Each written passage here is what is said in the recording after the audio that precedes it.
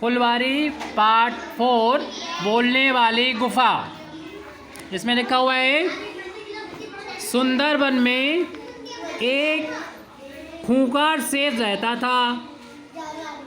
वह वन के सभी जीवों के लिए मुसीबत था। जंगल के जानवर उससे इतना डरते थे कि उसकी दहाड़ सुनते ही अपने अपने प्राण बचाने के लिए इधर उधर छिप जाते थे।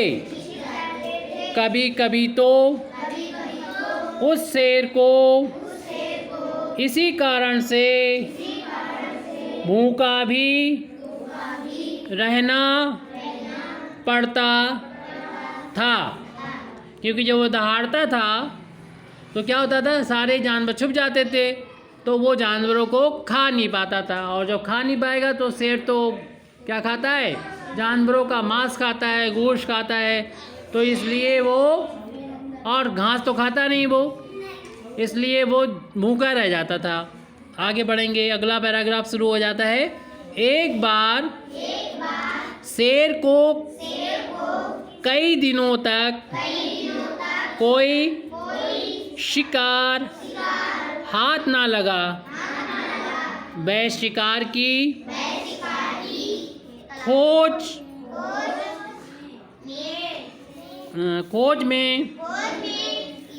खोज के बाद है यहाँ पर खोज में इधर उधर मारा फिरता रहा।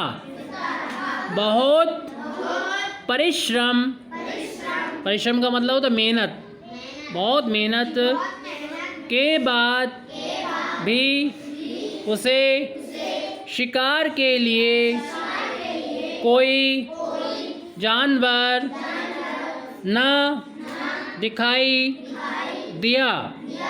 उसे ऐसा लगने लगा कि वह भूख से मर जाएगा। शेर शिकार की खोज में अपनी गुफा से बहुत दूर निकल आया। अचानक उसने देखा कि सामने एक बड़ी सी गुफा है, जिसका द्वार का मतलब होता है दरवाज़ा। दरवाजे मतलब निकलने की जो जगह होती है। ऐसा नहीं इसमें दरवाज़ा ऐसा लगा होगा कि लकड़ी का कोई दरवाज़ा होगा या फिर लोहे का लगा हुआ, ऐसा नहीं है, क्योंकि ये गुफा है। गुफा में जो निकलने का द्वार है यानी दरवाज़ा खुला हुआ है। गुफा देखकर शेर के मन में विचार आया कि जरूर इस गुफा में कोई ना कोई जानवर रहता होगा। इसके भीतर चलकर देखना चाहिए। हो सकता है कि कोई शिकार अंदर बैठा हो। शिकार उसको कहते हैं, जैसे जैसे शेर है, शेर किसी को खाने जाएगा तो शेर को कहा जाएगा शिकारी, और जिसको वो खाएगा, जैसे हिरन को खाएगा तो हिरन हो जाएगा शिकार अंदर बैठा हो। ये सोचकर शेर गुफा के अंदर चला गया, लेकिन इस समय गुफा में कोई ना था। शेर ने सोचा, मुझे इसके भीतर चुपचाप लेटे रहना चाहिए। अंधेरा होने पर गुफा में रहने वाला जानवर अवश्य ही आएगा। तब मैं उसका शिकार करके अपनी भूख मिटा लूँगा।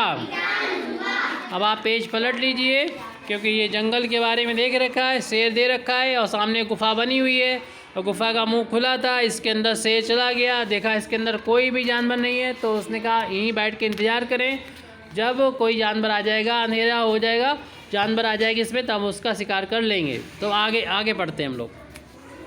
कुछ समय बाद अंधेरा होने लगा। रात में सारा जंगल चांदनी में नहाया हुआ था। चांदनी में नहाए होने का मतलब मालूम है आप लोगों को? क्या मतलब हुआ बताइए? रोशनी। हाँ, उसमें चांद की, मतलब सूरज तो डूब चुका था, अंधेरा हो गया, लेकिन चांद की रोशनी से पूरा चारों तरफ चांद की रोशनी फैली हुई थी, तो इसे कहते हैं चांदनी में नहाया हुआ। पानी से नहीं नहाया हुआ, रोशनी पड़ती है उसे बोलते हैं, उसको कहते हैं चांदनी से नहाया हुआ। चंद्रमा के प्रकाश में सब कुछ साफ साफ दिखाई दे रहा था। अगला पैराग्राफ है, जिस गुफा में शेर घुसा था वह एक लोमड़ी की थी। नीचे देख लीजिए गुफा बनी हुई है और इस गुफा में देखिए ये लोमड़ी आती हुई नज़र आ रही है। तो हम लोग अभी जहाँ पर थे वहाँ पर आ जाएं, उसमें लिखा हुआ है लोमड़ी अन्य जानवरों की अपेक्षा तीव्र बुद्धि की मानी जाती है। रात होने पर लोमड़ी अपनी गुफा की ओर लौट रही थी। वह शीतल चांदनी का आनंद लेते हुए धीरे धीरे चल रही थी। अचानक उसकी दृष्टि मतलब नज़र धरती पर बने हुए कुछ पद चिन्हों पर पड़ी। ध्यानपूर्वक देखकर उसने जान लिया कि यह पद चिन्ह किसी शेर के हैं। देखो, और कोई जानवर होता है तो ज़्यादा उसकी वृद्धि तीव्र नहीं होती, तो वो तो ऐसे ही आराम से अपनी गुफा में चला जाता और शेर का शिकार बन जाता। लेकिन जो कौन थी, लोमड़ी थी, तो वो तीव्र बुद्धि की होती है, तो उसने अपना दिमाग लगाया, अपनी बुद्धि, उसकी दिमाग तेज होता है, तो उसने दिमाग लगाया कि ये उसकी गुफा के बाहर निशान किसके बने हुए, शेर के निशान बने हुए हैं। तो फिर आगे क्या हुआ पढ़ते हैं हम लोग। शेर के पद चिन्हों को देखते हुए लोमड़ी धीरे धीरे आगे बढ़ी। ऐसा करने में उसे समय अवश्य लगा, लेकिन उसने ये देख लिया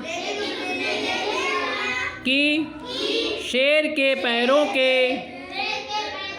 निशान उसकी गुफा के भीतर गए हैं। उसे आभास हो गया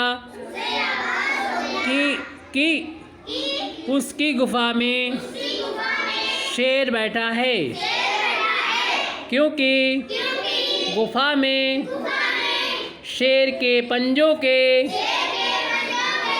जाने के निशान तो थे, लेकिन बाहर निकलने के निशान कहीं भी नहीं उभरे थे। तो ये देख रहे हैं कि यहाँ पर लोमड़ी है, ये उसने शेर के पैरों के निशान जाने को तो देख लिए थे कि इसकी गुफा में गया, लेकिन उसके निशान लौटने के नज़र नहीं आए। तो लोमड़ी समझ गई कि शेर अंदर ही बैठा है। लोमड़ी ने ठंडे दिमाग से सोचा और शेर के पंजों के निशानों की पुनः बारीकी से छानबीन की, लेकिन शेर के गुफा से बाहर आने के निशान उसे ना मिल सके। उसे विश्वास हो गया कि शेर अभी तक गुफा के अंदर ही है, जो कि अंदर जाते ही उस पर हमला कर देगा।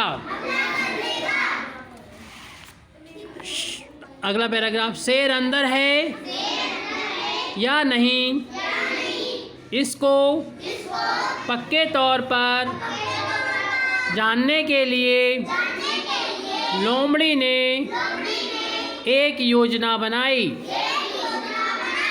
वह गुफा की तरफ मुंह करके ऊंची आवाज में बोली, कहिए गुफा जी, सब ठीक ठाक तो है ना? सब ठीक ठाक है ना? नहीं, ऐसा है, सब ठीक ठाक तो है ना? क्यों नहीं, सॉरी, क्या मैं रात बिताने के लिए आपके भीतर आ सकती हूँ? ये इसने पूछा किससे? गुफा से पूछा। हाँ, शेर गुफा के अंदर ही था, लेकिन वह चुप रहा। वह लोमड़ी के भीतर आने की प्रतीक्षा कर रहा था। लोमड़ी ने एक बार पुनः माने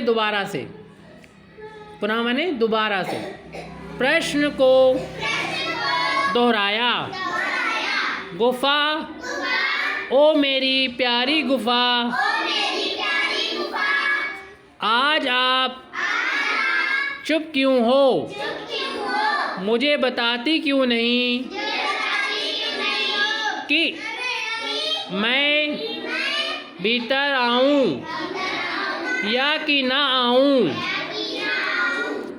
पहले तो कभी भी आप इस तरह शांत ना रहती थी।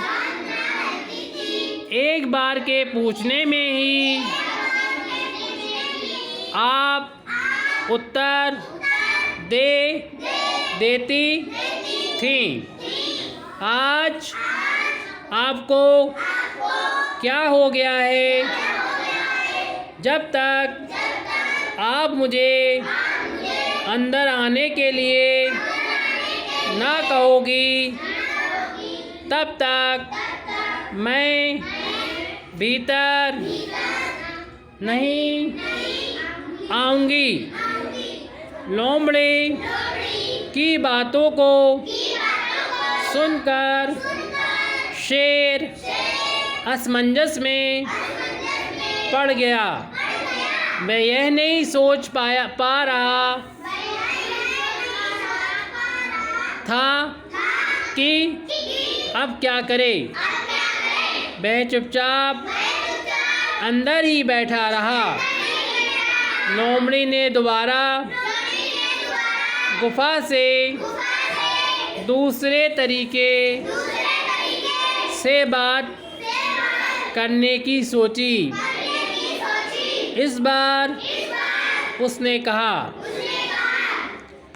मेरी प्यारी गुफा, आपके चुप रहने का रहस्य मैं जान रही हूँ। आज भीतर अवश्य ही कोई खूंखार जानवर बैठा है, जिसके कारण आप मुझसे बात नहीं कर रही हो। अच्छा तो मैं चलती हूँ। शेर को लगा कि शिकार हाथ से निकल रहा है। उसने सोचा कि ज़रूर यह गुफा लोमड़ी से बात करती होगी। मेरे डर के मारे गुफा आज लोमड़ी से बात नहीं कर रही है। चलो गुफा की तरफ से मैं ही बोलता हूँ। यह सोचकर शेर आवाज़ बदलकर बोला, अरे जरा रुको प्यारी लोमड़ी, मैं गहरी नींद में सो रही थी, इसलिए आपसे बात ना कर सकी। अंदर सब ठीक है। आप बिना भय और संदेह के अंदर चली आओ। अब अगला पैराग्राफ है, लोमड़ी की चाल सफल हुई। वह पहचान गई कि गुफा के अंदर से आने वाली आवाज़ शेर की ही है। उसे पूरा विश्वास हो गया कि शेर अभी तक गुफा के भीतर ही बैठा है। जैसे